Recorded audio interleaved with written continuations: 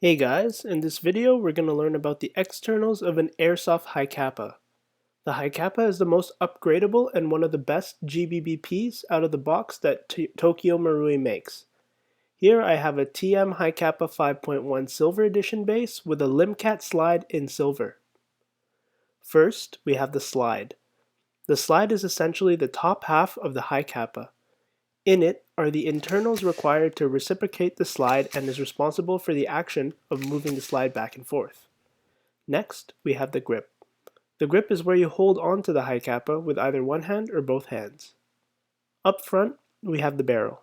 The barrel contains the inner barrel and hop-up chamber, and this is where the BBs are shot out of. Up on the midframe, we have the slide stop lever. The slide stop lever is the lever you push down to chamber around when the slide locks back.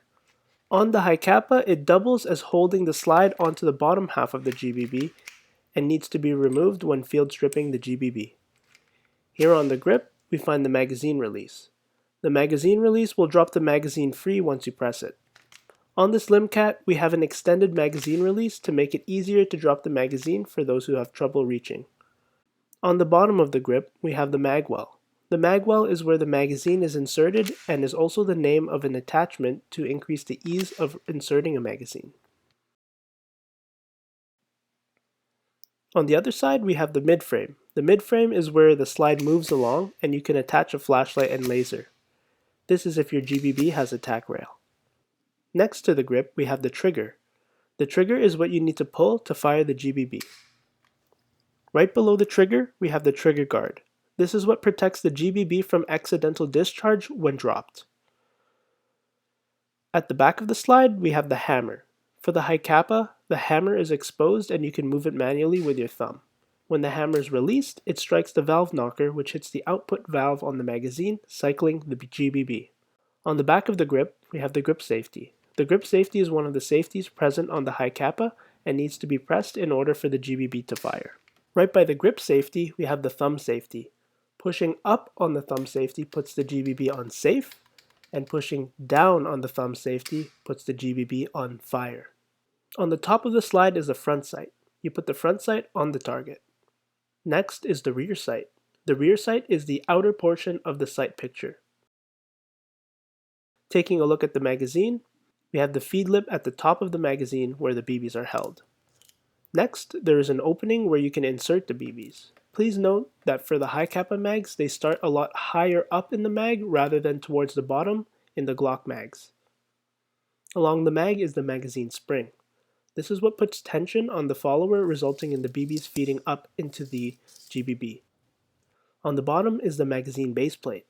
This covers the inlet valve, magazine screw, and slightly protects the magazine from drops.